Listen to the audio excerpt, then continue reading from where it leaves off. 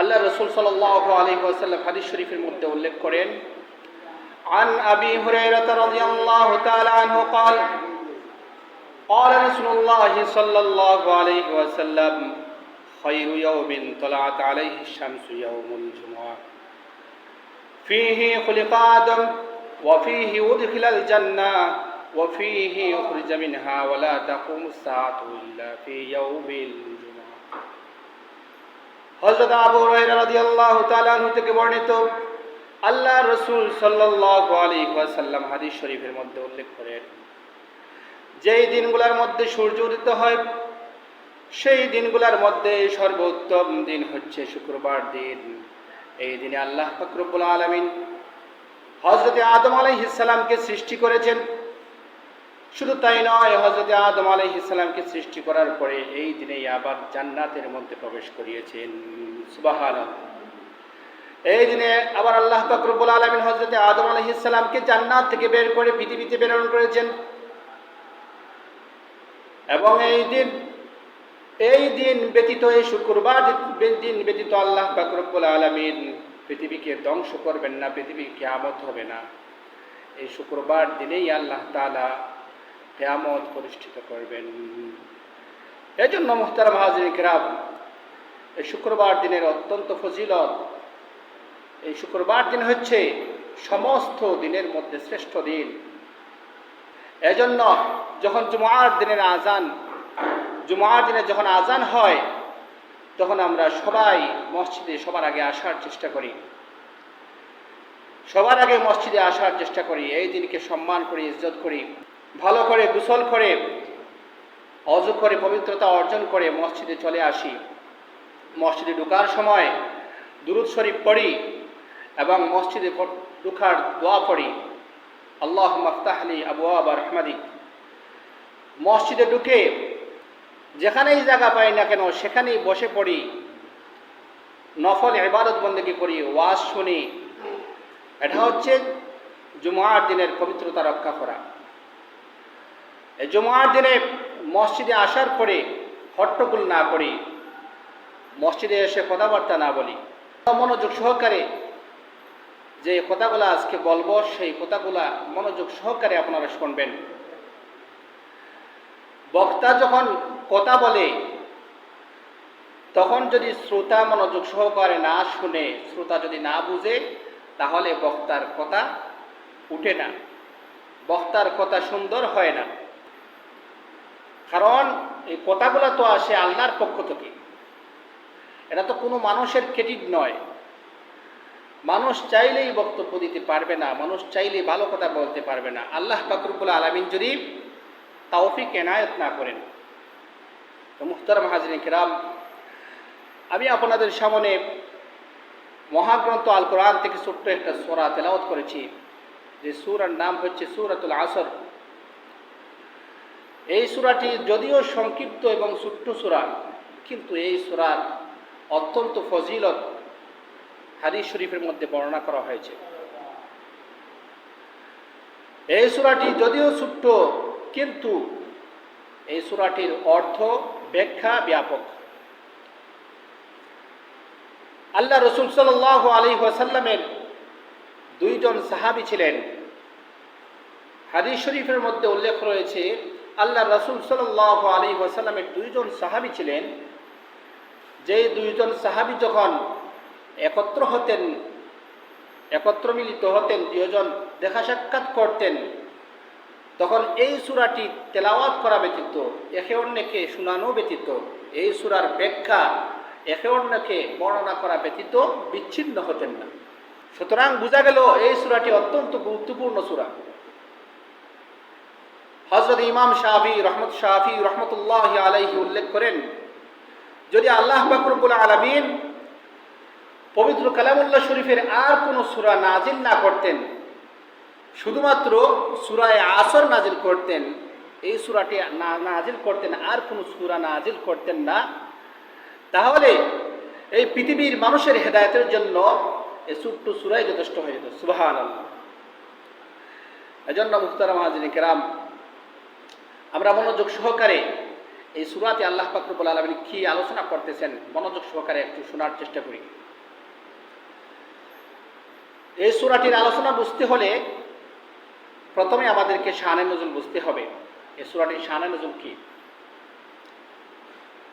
আল্লাহ রাসূল সাল্লাল্লাহু আলাইহি ওয়াসাল্লামের বিখ্যাত একজন সাহাবী, খলিফাতুল মুসলিমিন, আমিরুল মুমিনিন হযরত আবু বকর সিদ্দিক রাদিয়াল্লাহু তাআলা আনহু যখন ইসলাম ধর্ম গ্রহণ করেন নাই,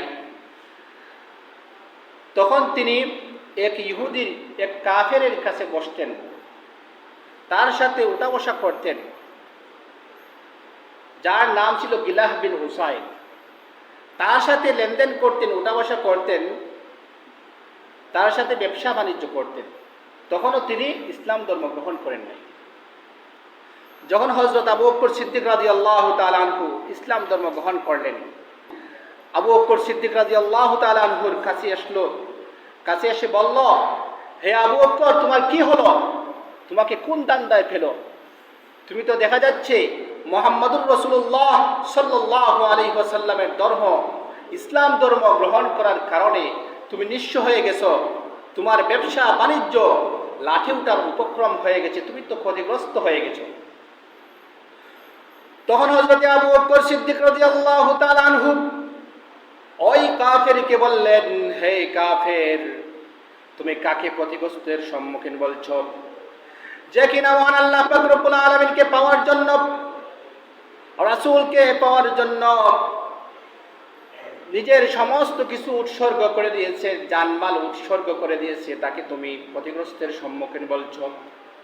অথচ প্রকৃত ক্ষতিগ্রস্ত হচ্ছে তারা যার মধ্যে আখিরাতের কোনো চিন্তা নেই, আখিরাতের কোনো বালাই নাই। প্রকৃত ক্ষতিগ্রস্ত হচ্ছে তারাই যার মধ্যে আখিরাতের কোনো টেনশন নাই। শুধু দুনিয়া আর দুনিয়া নিয়ে যারা ব্যস্ত থাকে, তারা তো হচ্ছে প্রকৃত ক্ষতিগ্রস্তের সম্মুখীন। তারা তো এই পৃথিবীতে সবচেয়ে বেশি ক্ষতিগ্রস্তের মধ্যে রয়েছে। দুনিয়া নিয়ে পড়ে থাকে, আখিরাতের কোনো বালাই নাই। কবরে যে যেতে হবে, মৃত্যু যে একদিন হবেই হবে, সে সম্পর্কে তার কোনো ধারণা নাই। যদিও সে বিশ্বাস করে দুনিয়ার সমস্ত মানুষ মৃত্যু নিয়ে কোনো ইখতিলাফ নাই, সমস্ত মানুষের মধ্যে মৃত্যু নিয়ে কোনো ইখতিলাফ আছে? ইখতিলাফ নাই, কোনো মতবিরোধ নাই। সবাই জানে একদিন না একদিন মরতে হবে, আমাকে মরতেই হবে, কবরে যেতেই হবে। কিন্তু আমরা বেখবর, হঠাৎ করে যে আমাদের ডাক পড়ে যাবে, আমাদের চলে যেতে হবে অন্ধকার কবরে, সাপ বিচ্ছুর ঘর, সেখানে চলে যেতে হবে, আমাদের কোনো অনুভূতি নেই। আমরা নগদে বিশ্বাসী। হুজুর বলছেন আলহামদুলিল্লাহ পড়লে, সুবহানাল্লাহ পড়লে, আল্লাহু আকবার পড়লে সওয়াব হয়। জান্নাতে সুবহানাল্লাহ পড়লে একবার জান্নাতে একটি গাছ লাগানো হয়, সুবহানাল্লাহ। এগুলা বলছেন হুজুর, কিন্তু আমরা আমল করতে পারি না, কারণ এটা তো নগদ নয়, এটা তো বাকি। আর নগদে খুব আমরা বিশ্বাসী। যদি আমি ব্যবসা বাণিজ্য করি, তাহলে সেখানে আমি নগদ পাইব, দোকানদারি করলে নগদ পাইব, বিভিন্ন ব্যবসা বাণিজ্য করলে নগদ পাইব, নগদ আমার কাছে টাকা আসবে। কিন্তু নামাজ পড়লে তো আর নগদ পাওয়া যাবে না। নামাজ তো এটা বাকি। এটা কি বাকি? এটা হচ্ছে আখিরাতে। হুজুররা বলে থাকে যে আখিরাতে আল্লাহ তাআলা সওয়াব দিবেন, আখিরাতে জান্নাতের দরজা উঁচু করে দিবেন, জান্নাত দান করবেন, এগুলো হুজুররা বলে থাকেন। শেষ সময় নামাজ পড়ব, এখন তো আমার নামাজ পড়ার সময় হয় নাই, এখন আমি যুবক রয়েছি, ইয়ং রয়েছি, এখনও আমার নামাজ পড়ার সময় নেই। আর যুবক তো দূরের কথা, অনেক বৃদ্ধরাও আছেন যাদের কোনো অনুভূতি নাই যে আমি যে মরে যাব, কাল পরশু যে আমার ইন্তেকাল হয়ে যাবে, আমি আর কয়দিন বাঁচব, আমার 60 বছর চলে গেছে, 70 বছর চলে গেছে, 80 বছর চলে গেছে, আমি আর কয়দিন বাঁচব। বৃদ্ধদেরও অনুভূতি নাই। যুবকদের তো অনুভূতি থাকা দূরের কথা, বৃদ্ধদেরও অনুভূতি নাই। এজন্য মুহতারাম হাজিরিন কিরাম, আমাদেরকে আখিরাতের ফিকির করতে হবে, আখিরাতের সামানা জোগাড় করতে হবে। তো হযরত আবু বকর সিদ্দিক রাদিয়াল্লাহু তাআলা আনহু বললেন, হে কাফের, সেই তো সবচেয়ে ক্ষতিগ্রস্তর সম্মুখীন, যার মধ্যে কোনো আখিরাতের বালাই নাই, আখিরাতের কোনো চিন্তা নাই।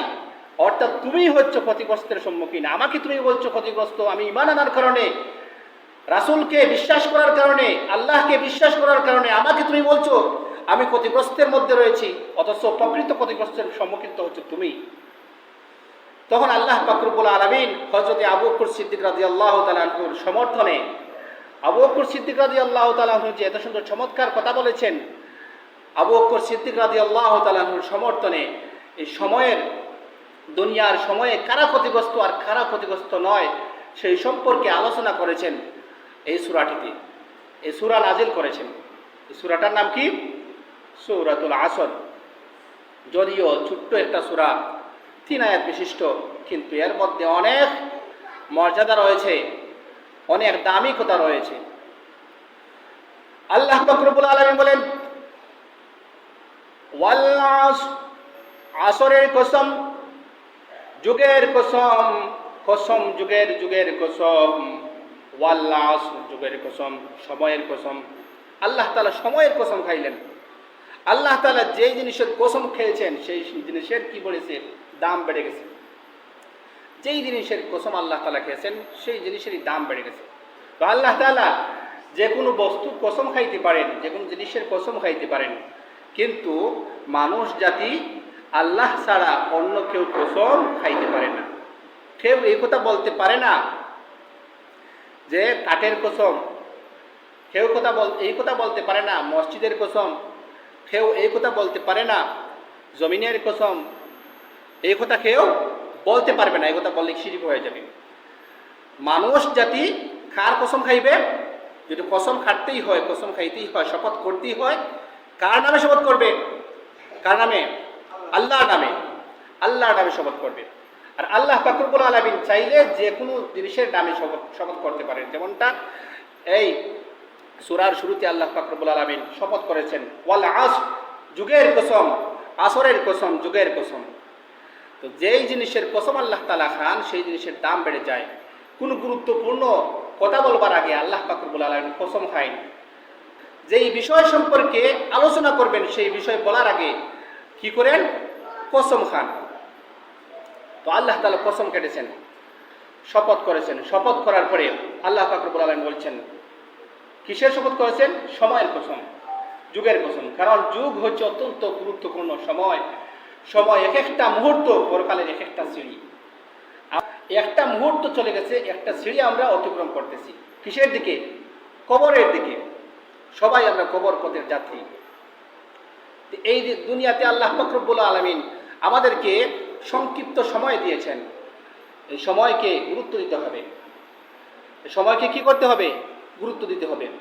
আল্লাহ রাসূল সাল্লাল্লাহু আলাইহি ওয়াসাল্লাম বলেন, ইগতানিম খামসান ক্বাবলা খামসিন, শাবাবাকা ক্বাবলা হারামিক, ওয়া সিহহাতাকা ক্বাবলা সাকামিক, ওয়া গিনাকা ক্বাবলা ফাকরিক, ওয়া ফিরাগাকা ক্বাবলা শুগুলিক, ওয়া হায়াতাকা ক্বাবলা মাউতিক।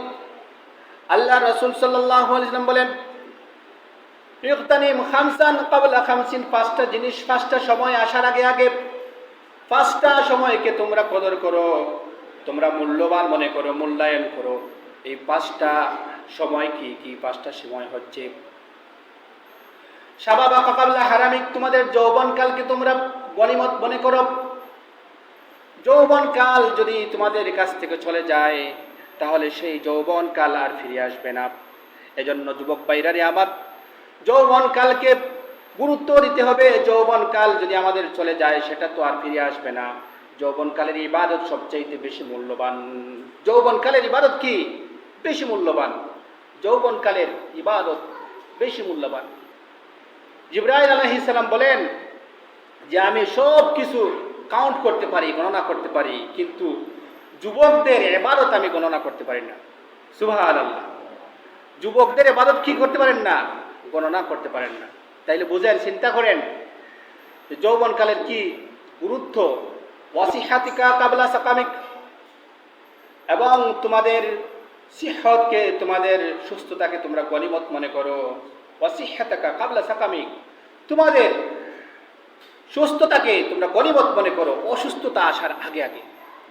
যখন অসুস্থ হয়ে যাবা তখন চাইলেও ভালো কাজ করতে পারবা না।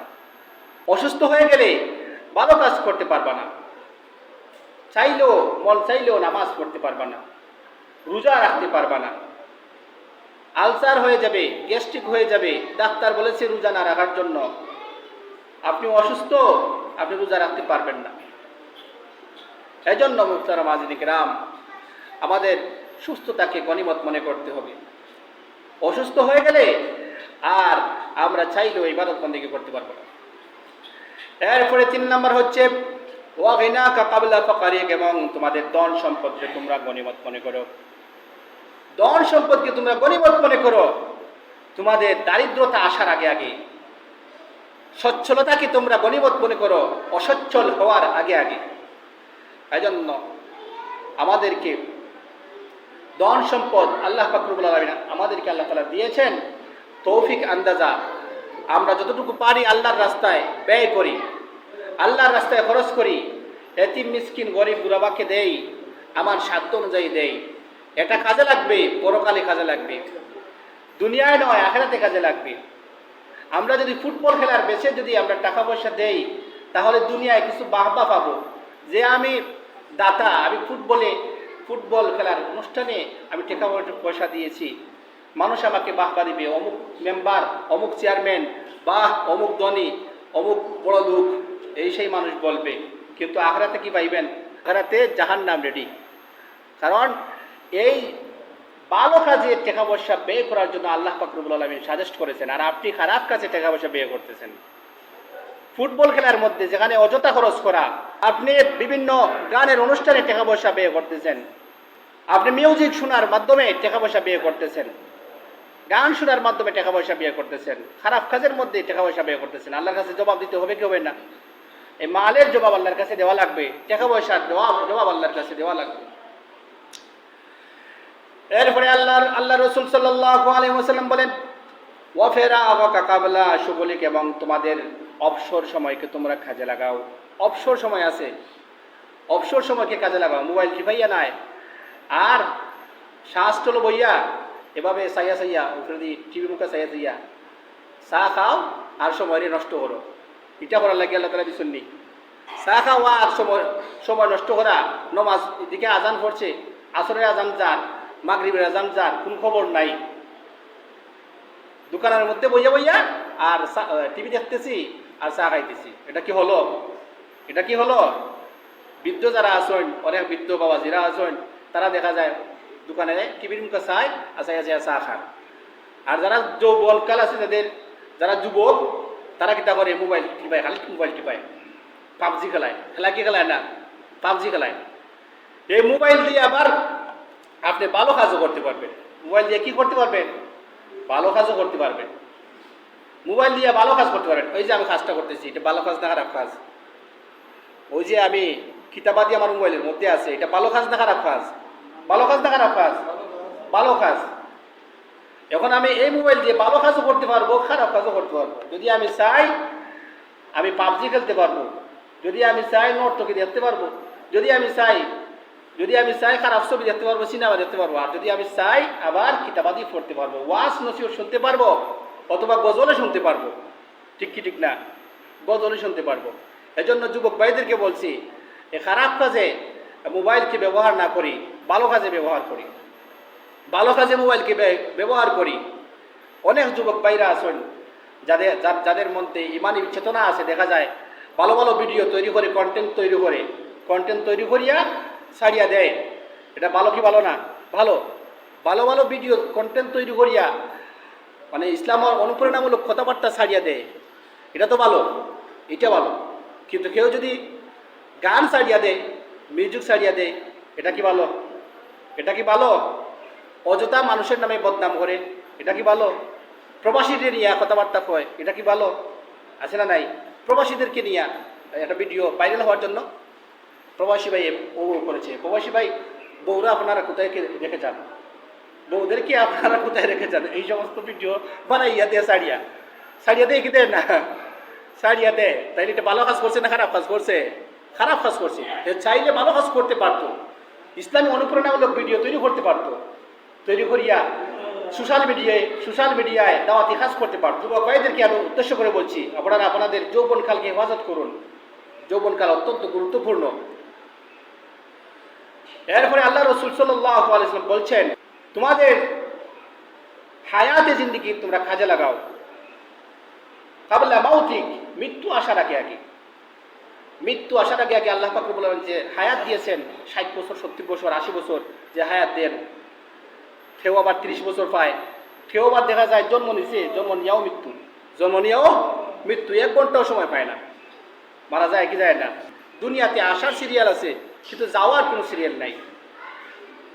এই জন্য মুহতারাম হাজিরিন কিরাম, আমাদেরকে এই সময়গুলাকে কাজে লাগাতে হবে। কারণ আল্লাহ তাবারাক ওয়া তাআলা সময়ের কসম খেয়েছেন, ওয়াল আসর, যুগের কসম, সময়ের কসম খাইয়া আল্লাহ তাআলা বলছেন, ইন্নাল ইনসানা লাফি খুসর, সমস্ত মানুষ ক্ষতিগ্রস্তের মধ্যে রয়েছে। সমস্ত মানুষ, দুনিয়ার যত মানুষ আছে সমস্ত মানুষ কিসের মধ্যে? ক্ষতিগ্রস্তের মধ্যে। এটা কে বলছেন? আল্লাহ পাক রব্বুল আলামিন বলছেন, সমস্ত মানুষ ক্ষতিগ্রস্তের মধ্যে আছে, কেউ লাভবান নাই। হে দুনিয়ার মানুষ, তোমরা ইঞ্জিনিয়ার হতে পারো, ডাক্তার হতে পারো, সায়েন্টিস্ট হতে পারো, যে যে ধরনের যে কিছু হও না কেন, বড় ধনী হতে পারো, বড় লোক হতে পারো, কিন্তু তোমরা হচ্ছে ক্ষতিগ্রস্তের সম্মুখীন, তোমরা ক্ষতিগ্রস্তের মধ্যে রয়েছ। তবে ডাক্তার হওয়ার পরে, যদি ইঞ্জিনিয়ার হওয়ার পরে, অন্য কোনো কিছু হওয়ার পরে, বড় লোক হওয়ার পরে যদি 60টা জিনিস তার সাথে রাখে, 60টা গুণ তার মধ্যে থাকে, তাহলে সে ক্ষতিগ্রস্ত নয়। সমস্ত মানুষ ক্ষতিগ্রস্তের মধ্যে রয়েছে, কিন্তু 4টি গুণ বিশিষ্ট মানুষ ক্ষতিগ্রস্তের মধ্যে নয়। আল্লাহ তাআলা বলেন, ইল্লাল্লাযীনা আমানু ওয়া আমিলুস সালিহাত। 1 নম্বর হচ্ছে যারা ঈমান আনয়ন করে, ওয়া আমিলুস সালিহাত, এবং যারা নেক আমল করে। 1 নম্বর কি? যারা ঈমান আনয়ন করে, ঈমান আনে। 2 নম্বর হচ্ছে যারা নেক কাজ করে। ইল্লাল্লাযীনা আমানু ওয়া আমিলুস সালিহাতি ওয়া তাওয়াসাউ বিল হক, এবং পরস্পরকে সত্যের কথা বলে। 3 নম্বর হচ্ছে সত্যের কথা বলে, ভালো কথা বলে, মানুষকে ভালো কথা শেয়ার করে, খারাপ কথা শেয়ার করে না। এখন অন্যকে ভালো কথা বলে, তার প্রতি উৎসাহিত করে, খারাপ কথা বলে না, সত্য কথা বলে। আল্লাহ রাসূল সাল্লাল্লাহু আলাইহি ওয়াসাল্লাম সদা সত্য কথা বলতেন। এজন্য রাসূলকে বলা হয় আস-সাদিক আল আমিন। রাসূল ছিলেন বিশ্বাসী। একজন মানুষ যখন সত্য কথা বলে, যখন সে সত্য কথা বলে, শুধুই সত্য কথা বলে, তখন মানুষ তাকে বিশ্বাস করে কি করে না? তাকে বিশ্বাস করে। রাসূলের নবুয়ত যদিও কাফেররা স্বীকার করে নাই, কিন্তু রাসূল সাল্লাল্লাহু আলাইহি ওয়াসাল্লামকে তারা খুবই বিশ্বাস করত। এজন্য আল আমিন, তারা নিজে আল আমিন বলেছে। রাসূলকে তারা আল আমিন বলেছে, আস-সাদিক বলেছে, তারাই উপাধি দিয়েছে। কোনো মুসলমান দেয় নাই, কাফেররা উপাধি দিয়েছে। এজন্য সদা সত্য কথা বলতে হবে। আল্লাহ তাআলা বলেন, ইয়া আইয়ুহাল্লাযীনা আমানুত্তাকুল্লাহ, হে ঈমানদারগণ, তোমরা আল্লাহকে ভয় করো। ওয়াকুলু কাওলান সাদীদা, এবং সদা সত্য কথা বলো, সোজা কথা বলো, সোজা কথা বলো, সত্য কথা বলো, বেকা কথা নাই।